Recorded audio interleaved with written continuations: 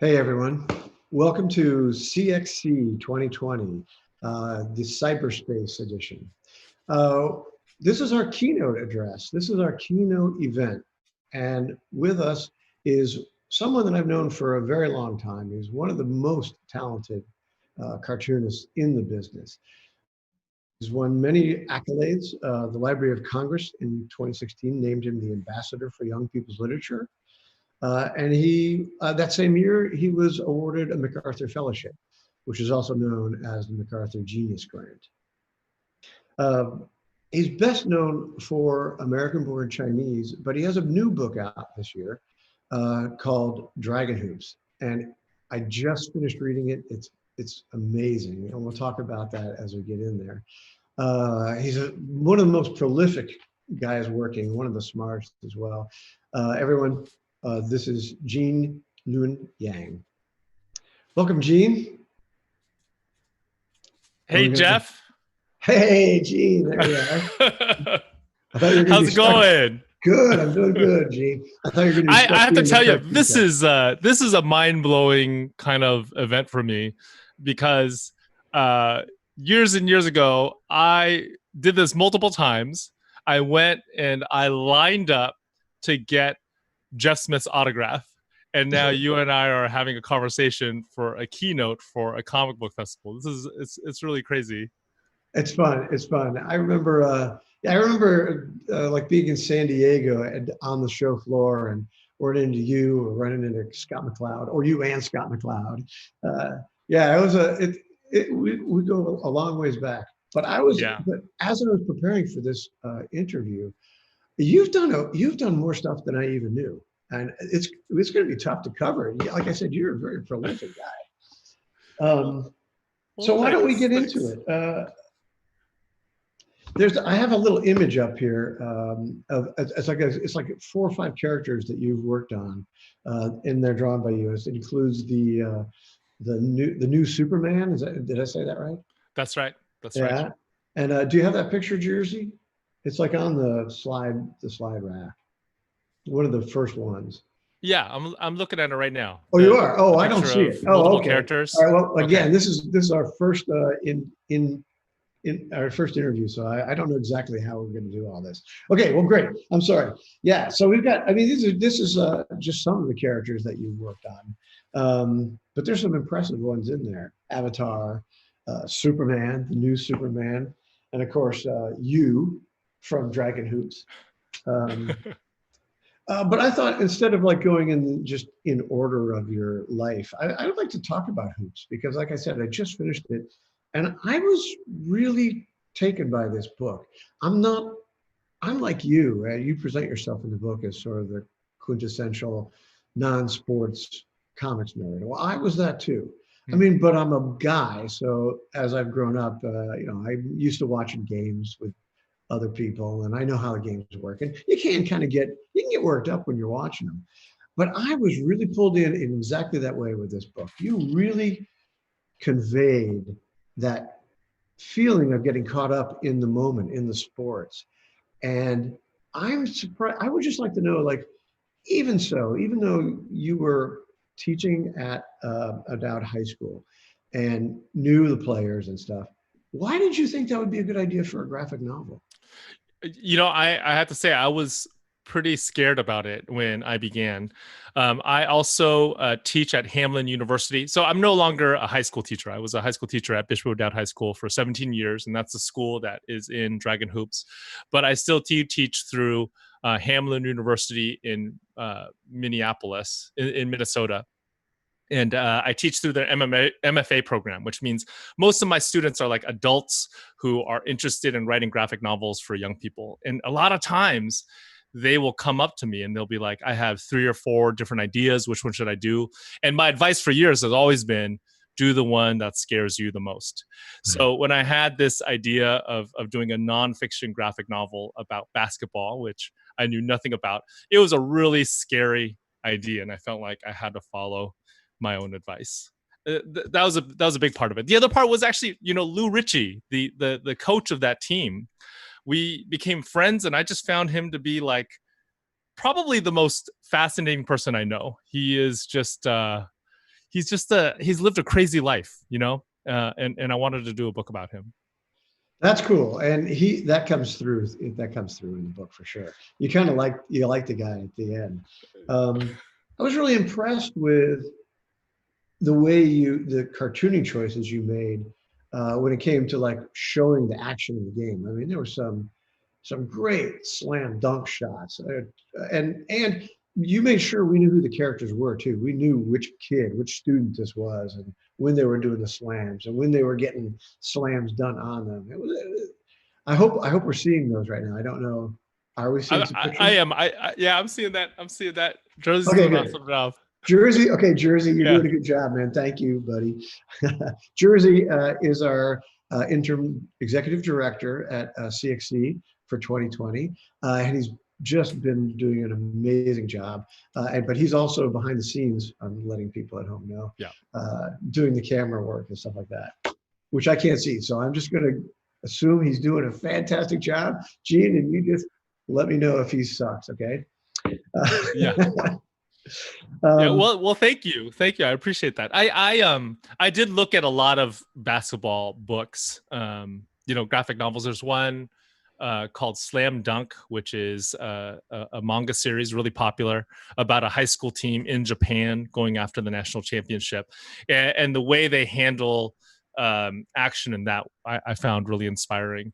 And in terms of the character designs, making sure that all the characters look distinct. I have to tell you, like, I was inspired by many of my cartooning heroes like Jeff Smith. So for instance, one of the things that most impresses me about Bone is that, you know, the three Bone cousins all essentially are made up of the same brushstrokes, right? But you're able to still make them distinct with like these really simple telltale features, to the point where somebody else who's drawing them, who doesn't have the same style as you, will be able to draw them so that they're distinct. And I think about that kind of stuff a lot. So for these characters, I wanted to make sure each of the high school kids on that team was distinct. You know, exactly. Look at that. That was it. It showed up right on the screen. How all three of the Bone characters, of the Bone cousins, look super distinct. Well, somewhere in the pictures, Jersey, there's a 2-page bit where Gene is talking to I think an Asian kid, an Indian kid with triangle hair. Can you see that? Tell me if it comes up on the screen.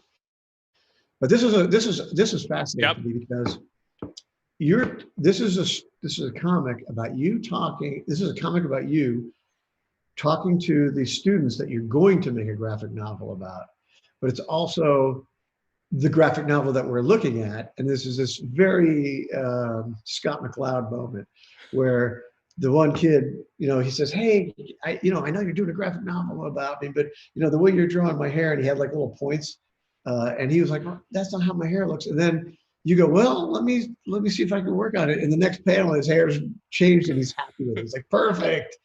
That was a very cartoon logic, beautiful moment. Well, thanks. Thank you. Yeah, Scott McCloud is definitely one of my heroes. And that moment actually did happen in real life. You know, I was putting sketches of the players up on Tumblr as I was following them throughout the season. And Jeevan Sandhu, the kid that you're talking about, he actually came up to me during practice one day. He's like, Mr. Yang, you're doing an awesome job, but I have some critiques about the way you drew my hairline. I didn't realize before following this team that young athletic men care a lot about their hairline, about how their hairline looks. They spend a lot of time on it, so I wanted to make sure to get that right. But not only did I think it was cool that you talked about, you know, a real life thing that happened about, you know, a discussion about the comic, but the fact that you chose to use comic magic and have click, and you did it. I mean, that was like I don't know. That was a kind of an up peer level thing, I think. Well, thanks. Thank you. And plus, you talked about the fact that the reason why you did it that way, because you wanted to make sure it was clear that he was like a South Asian. Yeah. Yeah, I thought that was very cool. Yeah. Well, thanks. And then you talked about Coach Lou earlier, and I found this picture of you with the real Coach Lou, and I was amazed. I think I found it on your Facebook page, but or maybe I don't remember where I found it. But it looks, and you're standing there with your backpack, and it looks like it could have been a shot out of the graphic novel. You know what I mean? Yeah, yeah. Look at that nerdy backpack. Yeah, and one of the things that the coaches did complain about was that I drew them almost all the same height, and Dante, the other coach in that picture, It's is much way fun. taller than Lou in real life, and he was like, "Why'd you draw me like Lou's height? I'm way taller than that guy." That, Yeah. that's fun. That's fun. So, um, I don't think I realized that you decided to go. I mean, I know that teaching is important to you. I know that, but I'm not quite sure. I know I have ever talked to you about why you went and took the job uh, at O'Dowd, because it wasn't. You'd already done American Born Chinese by then. Is that right, or is that? No, no. I did American Born Chinese about halfway through my career there. So I Oh, began in '98, and you were around in '98 at the comic book shows, because I would go and see you. I remember yeah, you had that was around the time that you had that giant like tree structure with the. yeah, Remember yeah, that? yeah. That Oh, was yeah. amazing. That I We would had always find, yeah, a Jeff Smith by giant looking for that giant tree foam structure. core Stonehenge Yeah, carved it was gorgeous. It was in gorgeous. Charles Vess and Lyndon Yeah. Redmond. But I remember back then the comic book industry was not doing very well, right? Like Marvel had just declared bankruptcy, and I didn't think that it was viable for me, at least, to have a career in comics. So my plan for my life at the time was I was going to be a high school teacher full time. I was going to do comics on the side. Wow, that didn't turn out that plan didn't work. That plan did not work. That plan changed. But I do think that I mean, one of the reasons why it changed was because comics itself changed so much, Yeah, right? In the late '90s, I think you were one of the few people that was able to do a successful book that was not about superheroes, and that's what I wanted to do at the beginning of my career. I did not want to tell superhero stories, and I just felt like I just felt like the success stories was like you and Linda Medley. I don't. There's a barely a handful of you guys that were able to do it. I just didn't feel like it was a viable option. But then things changed. I mean, graphic novels became a big thing. I think Craig Thompson's Blankets was a big deal. I think you and graphics at Scholastic was a really big deal. And suddenly this whole yeah. market opened up. I remember Chris Ware's Jimmy Corrigan was a big Yeah, deal. that's right. That started That's right. pushing some doors open in like the literary circles. You know what I mean? Yeah. Like Yeah. that's Yeah. where like the New Yorker start or the New York Times or something. And then then those of us at Scholastic were like kind of getting into the mainstream bookstores, and it was all happening. Uh, yeah, it was all of a sudden it was okay to like not do a superhero comic. And then Yeah. let me see here. Before we go talk about American Born Chinese, because I'm sure you talk about that all the time, and I do want to talk to you about it, but I'm going to come at you in a more like a cartooning chops decision kind of angle. Uh, but while you were teaching, well, I found this. This is a series of yours I did not know about. Secret Decoders. Now that I assume is some grew out of your It did. high school teaching and all that. Yeah. So I was a computer science teacher for 17 years. So I taught a little bit of math and a little bit of art, but most of my classroom time was spent in the computer lab. And I would teach in this really visual way. So I ended up doing a lot of drawings on the whiteboard. And I always thought, man, a lot of this stuff would work really well in graphic novel format. So that's what Secret Coders is. It's me taking my lessons and kind of embedding them into a story. And I'm aiming them at middle grade kids. I learned how to code myself as a fifth grader. Wow. So I wanted to aim it at fifth graders. I grew up in the Silicon Valley, like not that far from the Apple offices. So I remember like the moms and the dads of my classmates who were working at Apple before Apple was like what it is today would come into our class and talk to us about that kind of stuff. So Wow. I was just So, around well, talk computers a all little my bit about life. the characters you put in there, like these little, they were very, very well designed, I thought.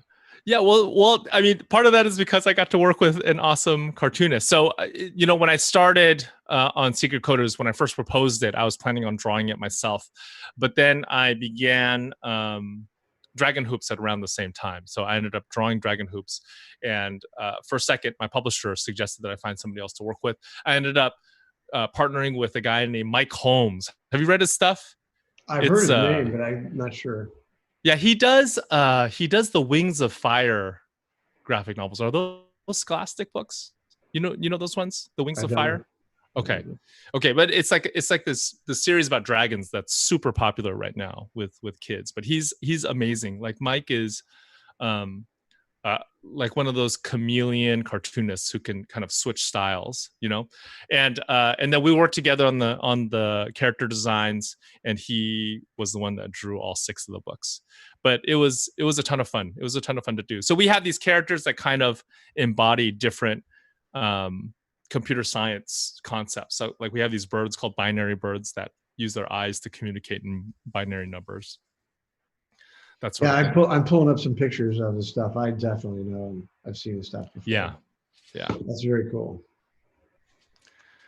Yeah, he's a really talented guy. Super fast too. One of the fastest cartoonists I know. Ooh, I like that.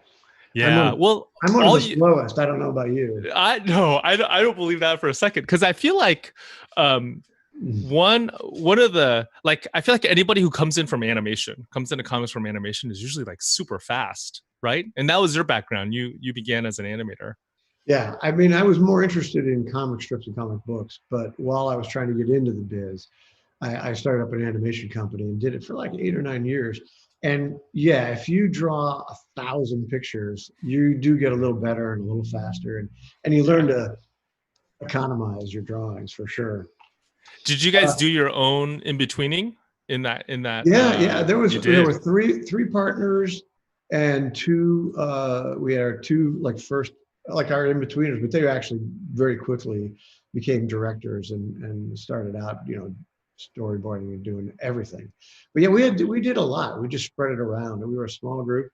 As we got bigger, you have to hire more people and stuff like that. And yeah, eventually we were doing Hollywood, little pieces of Hollywood movies. We worked on Bebe's Kids. I saw Bebe's Kids. I watched it recently, and I couldn't remember what we did on it, but it was most of the stuff in the amusement park. Okay. Like where they're like, here's some lotion for your ashy ankles. That was the stuff we did. Or when they were doing the dozens, and they're like going, your mom is so dumb. Somebody told her it was chilly outside. She wouldn't got a bowl. We animated all that stuff. Okay. All right. Let's hit American-Born Chinese.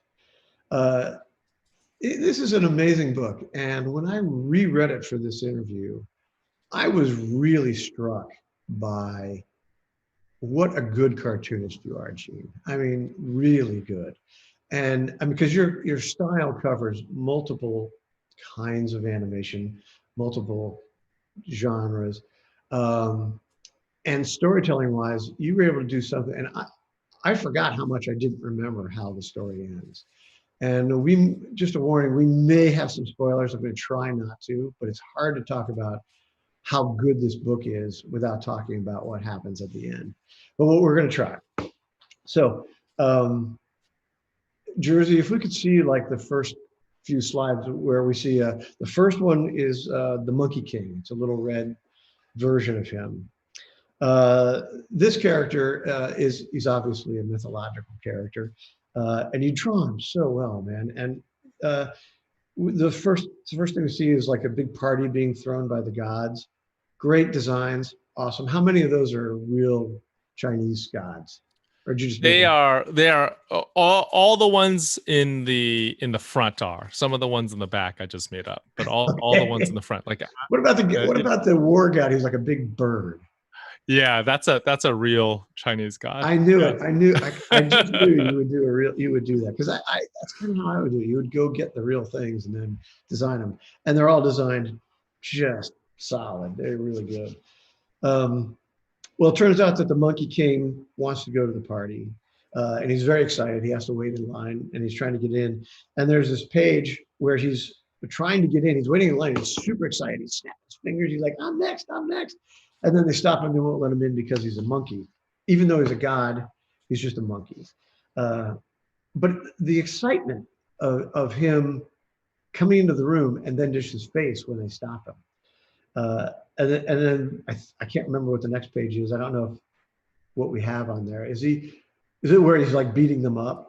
Yeah, it's where he's beating them up. So I just skipped ahead here, but he's the monkey's like, you can't keep me out of here, and he's an excellent kung fu master. He's a god, and he just lays waste to him. He destroys them all.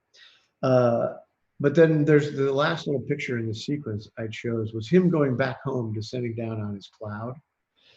And there's elements of these drawings that just I love them, especially panel 1. He's floating in the cloud, going back down. It's night. His head is black. The sky is black. And all you really see are his ears and the stars, but you know where his head is. It's just tight, man. It's really tight cartooning. And every panel on that page of him going into the room, and he was successful in beating up all the gods, but he's sad and he's feeling the darkness. That's what's left of his life. And it even says the line about he walks in and he gets hit in the face with the smell of monkey fur, and he'd never noticed that before. But all the drawings completely communicate that. It's just very good, man. Well, thank you. The next story, the little red face of the boy, Jin Wang, definitely strikes me as a little Jin Yang. I don't know about his best friend. How do you pronounce it? Wei Shen Sung? Wei Shen? Yeah. Wei Chen. Yeah. Wei Chen. Okay. But there's the picture I chose here, and this is not me asking questions. This is me just gushing on your artwork. Okay. So this page is of him. There's a girl in his class. They're young. They're probably 5th grade, I'm guessing.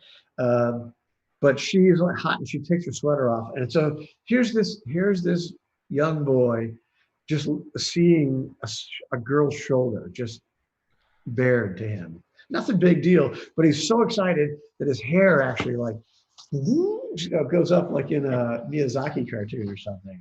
And that rang true to me, man. That really rang true to me. Did that happen to you? Was there a real girl who took her sweater off and you went, Yeah, absolutely.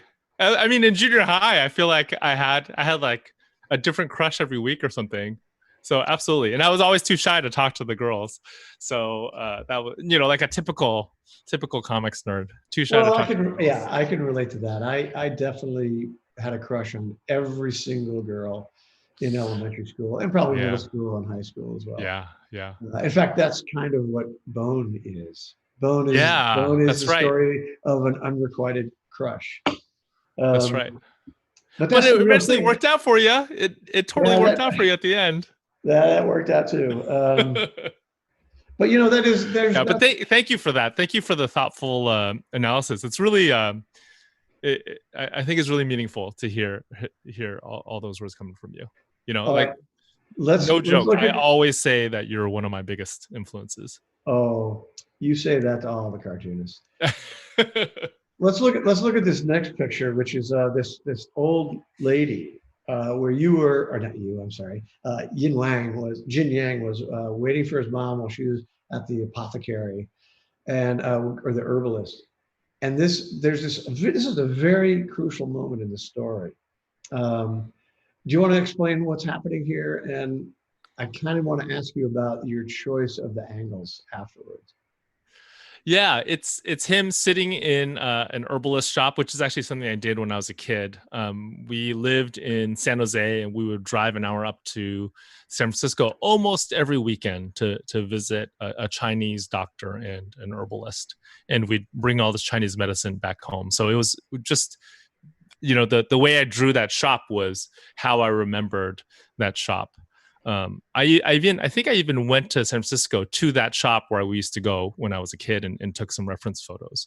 But in this scene, he is watching the herbalist calculate bills on her abacus, and then they have this conversation about what it means to lose your soul. So that part actually wasn't real. I had some conversations with the herbalist wife, but they weren't about losing your soul. They were It's just okay. small talk. You're allowed to make up fictional details for your story. Yeah. I know I like the detail of the red and black enamel bench. That got me there. I was in the room where I could see where you were you still in Chinatown, I think. But anyway, it was a Chinese herbalist. But what I liked about that last panel was for 2 pages or whatever it was. It was more like regular 2 shots or medium shots, not the low angle you end with. And I just thought that this very important moment in the story, you don't know it's that important until later, but she says this and it has a kind of a spooky effect on him. But all of a sudden we go down to his angle and we're like looking up and we see the room and this, all these strange, mysterious drawers. And we're down in his kind of vulnerable, smaller perspective. And I thought I liked it. I was like, this is a big moment. And that angle told me that. Well, thank you. Yeah, I wanted to emphasize that the words that she had just said had some sort of authority over him, right? Like it would play into his life. Yeah, and then last picture, she's like all of a sudden up on like a judge's bench almost. Yeah, very cool. All right, and then now the third character of American Born Chinese is rough. The most difficult for sure. And in fact, when I read the book even the second time, I didn't quite catch this until I was writing down my notes that his name is Chinky. Yes. I was like Chinky, and I was reading, I was like, yeah. Yeah, he's purposely rough. Yeah, no, and well, talk about him for a second if you want. So he definitely is the most controversial part of the book. Right before it was published, first, second books, my publisher sent out review copies to different independent bookstores. And there were a couple of Asian American owned bookstores that flipped through the book and saw that character and didn't want to carry the book, and we ended up having to convince them to actually read the book before they decided. And now they're supportive, but I think he's purposely provocative. Like the way I thought of him is this: I thought of him as like a ghost that had kind of haunted me since I was a little kid. He was like all the stuff that I was afraid of, and I put him into a character, and I did it because by the end of the story, I wanted to take off his head to kind of make him less scary to myself. Well, you nailed that. I mean, because he is, I want to say this about that character. That is a beautifully drawn character. I mean, that is a style of cartooning, it has construction and appeal that is reminiscent of like 50s animation. And not a lot of people can pull that off. It's one of my areas that I really enjoy. So I was very impressed by that. But you don't let anybody like him even for a second. I mean, he's horrible immediately. He's every wicked, horrid ugly stereotype that could possibly be there.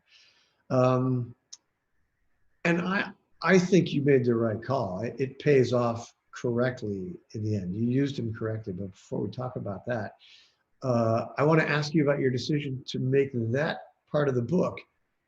And if you haven't read American Born Chinese, why not? But also it's sort of like these 3 characters, their chapters alternate. So we get to Chinky's chapter and suddenly we have either like a cheesy, tasteless 70s, 80s laugh track. It's a sitcom. What in the world were you thinking? How did you come to that? Part of it is that it's just a dynamic that I've noticed in my family and maybe in the Chinese immigrant community in general. Like a lot of times, I saw this with my cousins. They came when they were a little bit older, and the way they got to know American culture was through sitcoms. They would watch like Family Matters and Growing Pains and all that kind of stuff.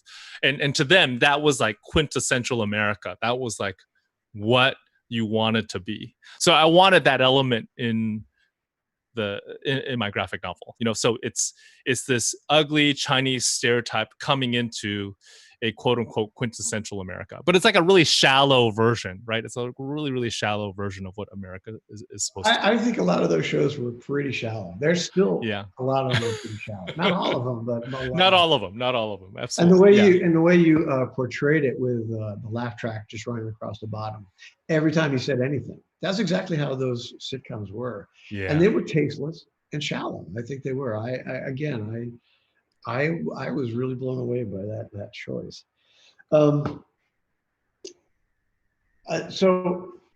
Okay, I do think you used that character correctly, and I think it was a dangerous thing to do, but I think you pulled it off, and congratulations, because artistic choices like that are scary. They are very scary, and I'm very proud of you for doing that. Well, thank you. I do think about that a lot, right? Because when I did American Born Chinese, I was self-publishing. So not even self-publishing, I was Xeroxing and stapling and selling copies at Ape. No kidding. Yeah. And it wasn't until after I finished it's 9 chapters long. I finished the 8th one like that I finally got connected to First Second. Oh my gosh. So when was that? What year was this? That was had to be late to mid 90s. Yeah. No, I think I began in 2000. Maybe at the end of 99, somewhere around there. Right. And then I was just doing it, I was just doing it a chapter at a time, as these little mini comics, hand stapled mini comics.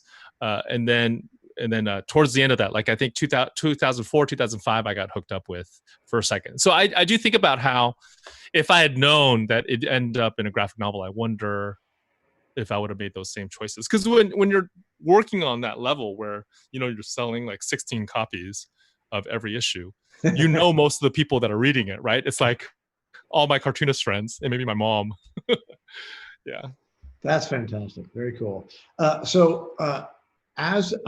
thing I noticed this time as I was reading it, but as opposed to the first time, is that you made this unusual choice. Maybe this is because it came from a mini comic. I don't know, but the page is square instead of a rectangle, an upright rectangle.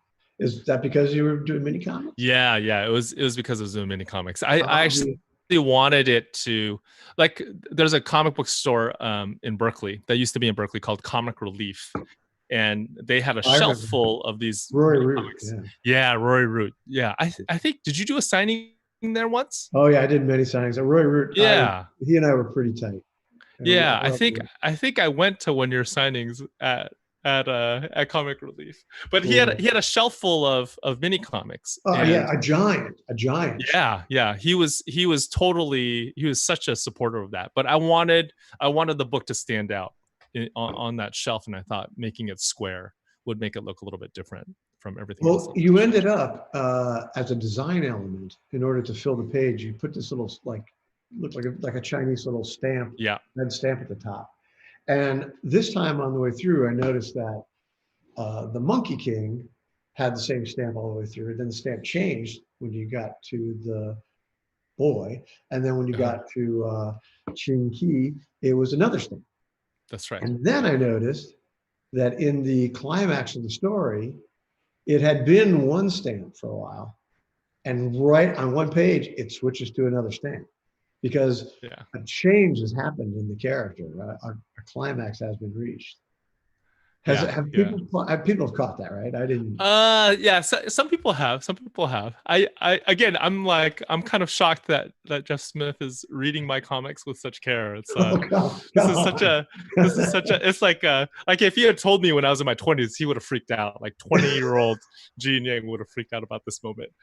Dude, But I'm freaking out. I'm talking to you. You're a freaking MacArthur Genius Grant. Come on. well, And thanks. I believe it's deserved. Okay, so let's see, where are we here on my little plan here? Oh, there's one last thing I gotta point out how a cool thing is in Jersey. This is where there's two panels where he kind of explodes out of the panel at the end. There's two pages. And the first page is the monkey god who's kind of gotten very full of himself, and he meets like what's his name? Yeah, it's a 自由子. Yeah, he's like a Tuyotto, China. who's Yeah, sort of yeah, like he's like the over god. He's yeah. Zeus of this pantheon, and the monkey god is not impressed. He's full of himself. He's like, you can't lay a hand on me, and then he flies off on his little cloud, and the hand just comes after him. But on the second page, he literally goes beyond the boundaries of reality and breaks out of the comic book panel. Game, set, match. You did it. You did it. That is perfect. Again, I, thank you. I am not a big fan of breaking the fourth wall, but when you go all Scott McCloud, Chris Ware formalism, and you just make me laugh and smile. And you did it. You did it. Thanks, thank you. Yeah, it was. I mean, I feel like you know, I was working on American Born Chinese. I was part of this Bay Area community. Like, I don't know how. I guess you made the like more of a direct jump from. I guess it wasn't direct, but it was a jump from animation to comics, right? Did you have a community around you when you did that? Were there other people who made that just same it was jump? just You did it yeah, on your just own. Vijay and I. Yeah. I had I had my friends and my partners, my coworkers at the animation studio, but I wanted to. We were mostly doing commercials, and I just was not. That was not doing it Yeah. for me. So Yeah. I wanted to do Because it you wanted to underground tell comedy. stories. Yeah, Yeah. I wanted to tell stories about phone bone mostly, Yeah. and I just somewhere in there I discovered the independent comic book stores and the independent comics, and so it was just really Vijay and I, her helping me figure out the plan to do it, and it was really just us pretty much. Yeah. We didn't. I Wow. met and made friends and made a new community as I got into comics. With comics critics and reviewers and retailers and Hmm. other cartoonists, obviously. Um, I mean, I when I met my heroes, I got all crazy, and Frank Miller met me in a bar in like Oakland somewhere for WonderCon and slapped me on the back and said, "Welcome to comics, kid." And I'm like, "Oh, dang." But yeah, That's awesome. but I made it. I made a community in comics, and then I sort of made a second community with. I started with the Flight group. I think Scott McCloud, who I was pretty tight with in the early days, he introduced me to the Flight group, and I think I kind of met you through that, but I'm not 100%. Yeah, yeah. Because some of the folks that I kind of came up with, like Derek Kirk Kim and Lark Pien, they had done some stuff with Kazu for Flight. Oh, and Lark. And Kazu and I were kind of friends. Yeah, all the way through. I mean, that was kind of I think of that as like my art school, right? I never went to art school, but what I did was I hung out with Derek, and there's a guy named Jesse Ham and Jason Shiga. We were all these Bay Area cartoonists that we would hang out once a week at somebody's house and look over each other's pages. So a lot of American Born Chinese was done like that, like a lot of it was like kind of me just trying to impress my friends. So I would do a page, I'd bring it to our weekly. Was it like a frying pan thing? The frying pan? What's the frying pan? Was Scott McCloud's like not like a community that all lived in the same city, but he had his buddies. They would all like pass around like mini comics, and they called it the frying pan. It sounds exactly like that. Yeah, and it was Scott, so it was crazy. I can see my dog coming down the stairs from back there. Look, dude, I could talk to you all freaking night, and I have so many things I am not going to get to, but we have to. I really want to cover a couple of other things, like Superman smashes the Klan. What a brilliant idea! Okay, tell the story of that. Where did they call you, or? Well, it's I mean it began as a conversation. It was a conversation between me and Marie Javins, who is now the editor-in-chief, a co-editor-in-chief at DC Comics. But she was at Marvel for a really long time and switched over, and we met at the beginning, like of a convention. I think we had breakfast at a like, I think it was a book convention. I don't think it was a comic book convention, and she told me that DC was looking to start a middle grade YA line of comics. And honestly, I think that like you were there maybe like 10 years too early with the Shazam book. But that kind of book, the kind of book that you did with Shazam, they wanted to do a whole line of comics. Oh, it's more like Marvel did that, the Ultimate series. Yeah. Marvel did the Ultimates, but what they wanted was with the DC line was a wider art, like a style, a wider variety of art styles. So they would want like comics that were drawn, superhero comics that were not drawn the way traditional superhero comics were drawn. So I talked to them about it. They asked me to pitch, and I pitched them Superman Smashes the Klan, which is actually it's an adaptation of this really old Superman story from way back in 1946 on his radio show. Yeah, which is really crazy. Introduced kryptonite. Yeah, that's right. The radio show introduced kryptonite, introduced Perry White, all these elements. But in 1946, Superman actually took on the Klan in his radio show, and he did it to defend a Chinese American family. I learned about this years ago, and it always intrigued me.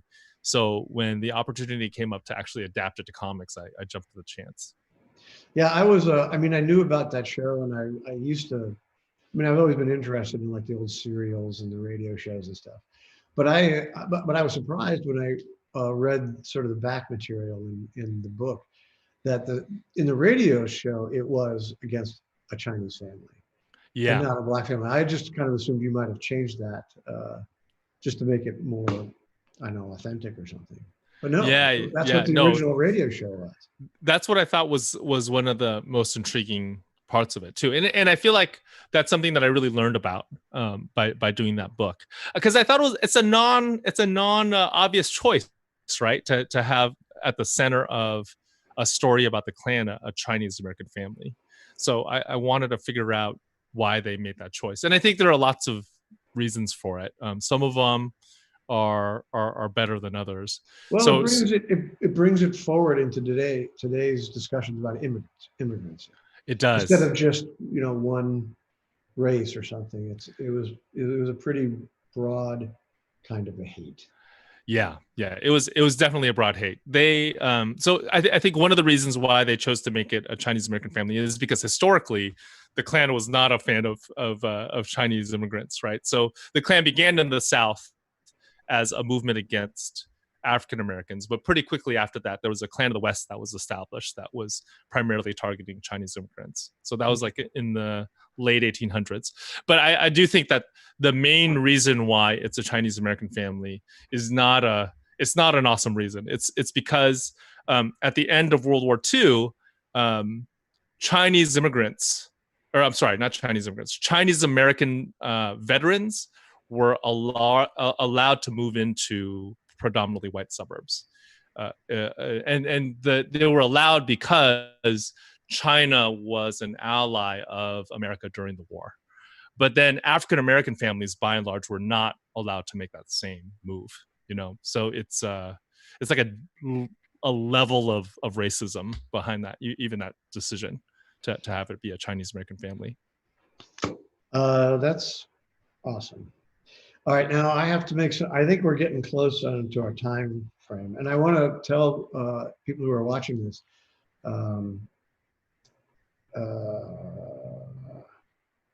that, okay, you've done a lot. Okay,